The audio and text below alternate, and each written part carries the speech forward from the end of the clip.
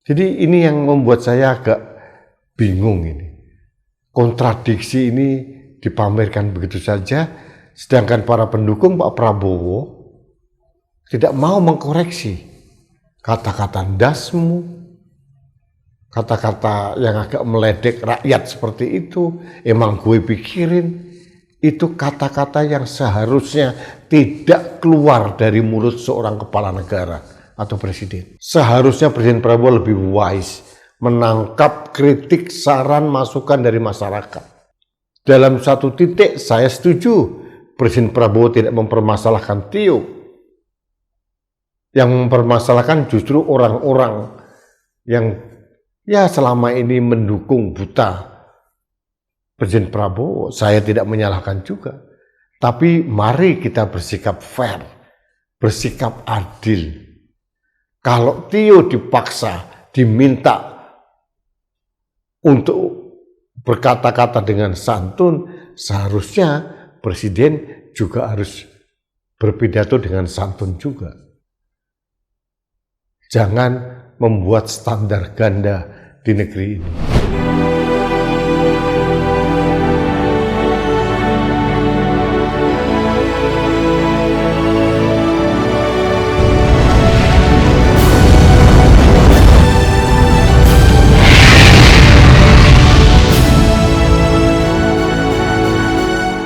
Halo sahabat Indonesia, kita bertemu kembali dalam Opini Rudi di Anak Bangsa TV. Sahabat Indonesia, sebelum memulai opini, izinkan saya membacakan sebuah sajak yang sangat menarik. Boleh berbohong asal santun. Boleh menipu asal santun. Boleh mencuri asal santun. Boleh korupsi asal santun. Boleh berkhianat asal santun. Boleh mengingkari janji asal santun. Boleh menjual negara asal santun. Boleh menyerahkan kedaulatan bangsa kepada asing asal santun. Sahabat Indonesia, sajak ini dibacakan atau ditulis sendiri mungkin oleh Prabowo Subianto pada tanggal 23 Maret 2014. Pada waktu itu ada kampanye akbar calon presiden di Gelora Bung Karno, Jakarta. Apakah sajak ini satir atau tidak? Yang jelas Prabowo Subianto sedang menyindir para elit-elit politik yang katanya boleh menipu, boleh bohong, boleh mencuri, boleh menjual aset bangsa, boleh berkhianat, boleh mengingkari janji asal santun. Jadi temanya adalah santun. Nah, kita bicara tema santun ini yang akhir-akhir ini menjadi perbincangan publik karena seorang tokoh muda, mantan ketua BEM UGM Tio Ardianto dilaporkan setidaknya oleh dua kelompok, satu oleh kelompok yang bernama Firdaus Oyobo dan satu lagi oleh Garda Prabowo. Karena dianggap melakukan kritik dengan tidak santun.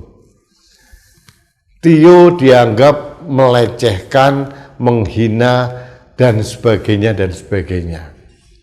Mereka tidak bicara tentang substansi kritik dari seorang Tio Ardianto, tapi mereka lebih concern bahwa Tio harus melakukan semuanya dengan cara santun. Itu yang sedang terjadi. Kesantunan itu menjadi seolah-olah barang yang keramat yang harus dikedepankan di Republik ini, tapi masalah esensi, substansi permasalahannya mereka tidak mau memperbincangkan hal itu. Ini satu sisi. Di sisi yang lain, kita melihat setiap saat ada pidato Presiden Prabowo itu melakukan sesuatu yang menurut saya, menurut kita semua, ya kurang santun juga. Ini contohnya. Terlalu besar.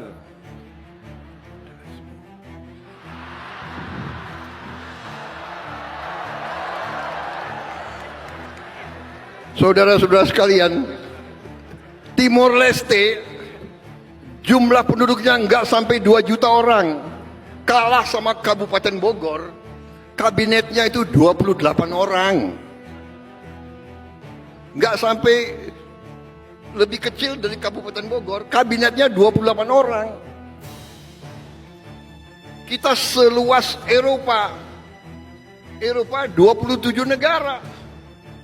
Dia punya 27 menteri keuangan, 27 menteri dalam negeri, 27 menteri luar negeri, 27 panglima. Kabinet gemuk.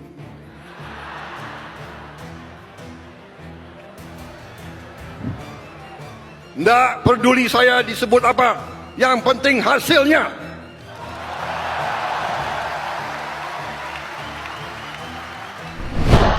Pertumbuhan ekonomi Indonesia adalah 5%.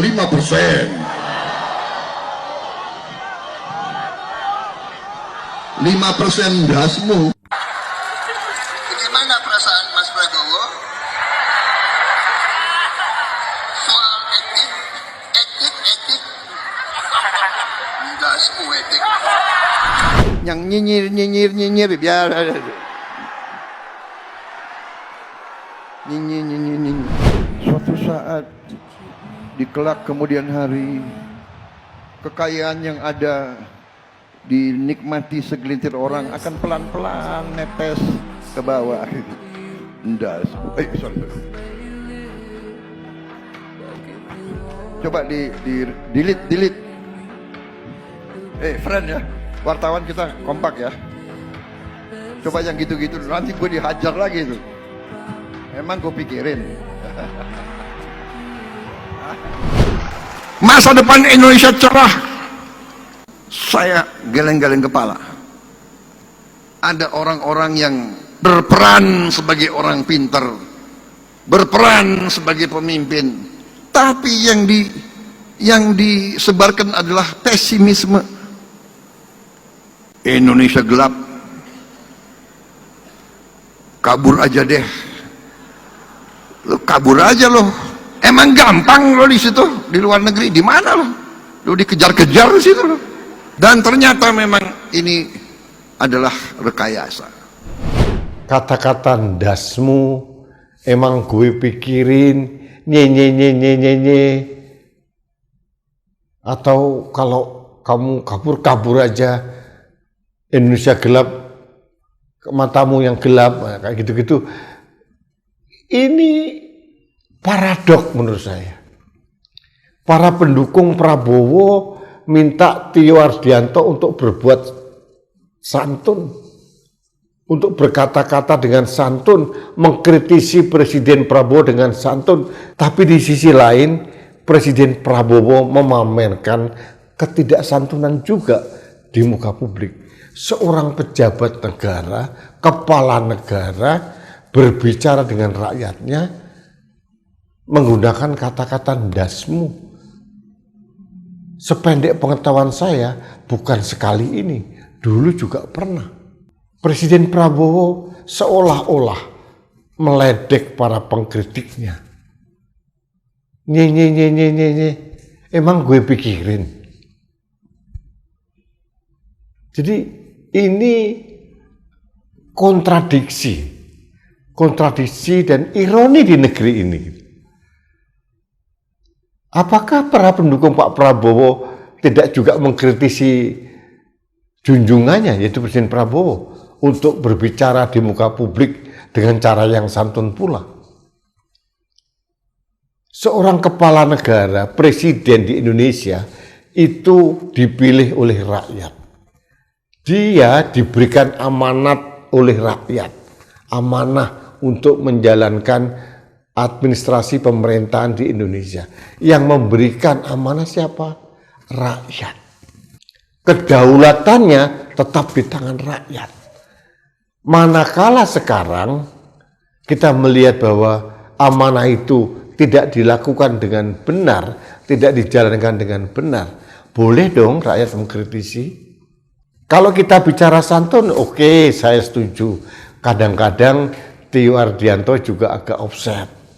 Tapi marilah kita lebih naik level, bukan sekedar memperbincangkan pilihan diksi-diksi kasar dari seorang Tio Ardianto, tapi mari kita mengkaji saran dan kritik dan mengapa seorang Tio Ardianto itu begitu terasa gemas menyampaikan kritiknya. Bagi saya ini adalah akumulasi dari ketidakmauan mendengar dari kritik-kritik masyarakat yang dilakukan oleh pemerintahan Presiden Prabowo, baik presiden maupun pembantu-pembantunya, terhadap kritik-kritik yang disampaikan selama ini oleh rakyat, baik oleh mahasiswa, oleh masyarakat sipil, akademisi, maupun elemen-elemen masyarakat yang lain. Ini akumulasi, sehingga lahirlah kepleset pilihan kata-kata yang dianggap tidak santun. Tapi di sisi lain, Presiden Prabowo juga sering memamerkan ketidaksantunan itu. Apakah kalau presiden boleh, tapi kalau seorang Tio nggak boleh? Lalu standar moral apa yang kita pakai? Saya lebih setuju, marilah kita menciptakan demokrasi yang indah di negeri ini, kritik dibiarkan saja, ekspresi biarkan saja, tapi tetap dilakukan dengan cara yang santun. Tapi di sisi lain, pemerintah, pemimpin negara juga harus memberikan teladan yang santun juga. Menjawab kritik dengan baik, dengan data dan fakta, tidak meremehkan, tidak meledek, seolah-olah APBN ini itu milik presiden.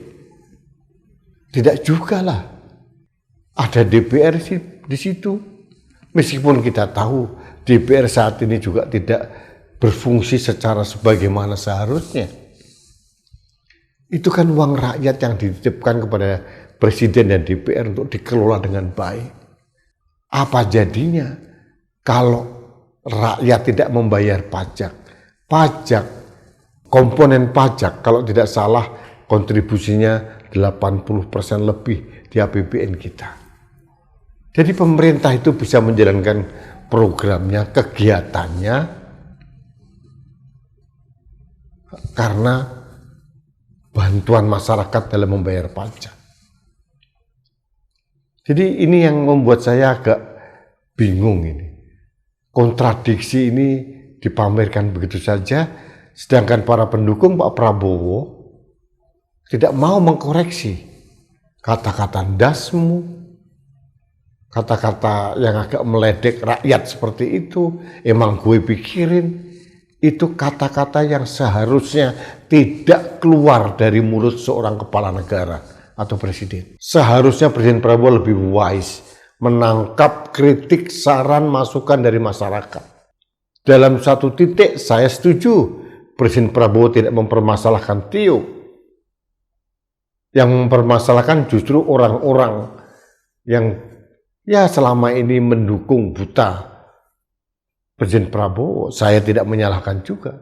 Tapi mari kita bersikap fair, bersikap adil. Kalau Tio dipaksa, diminta untuk berkata-kata dengan santun, seharusnya Presiden juga harus berpidato dengan santun juga. Jangan membuat standar ganda di negeri ini. Saya kira poin itu yang ingin saya sampaikan pada kesempatan hari ini. Terima kasih. Kita bertemu kembali dalam Opini Rudi selanjutnya. Sampai jumpa.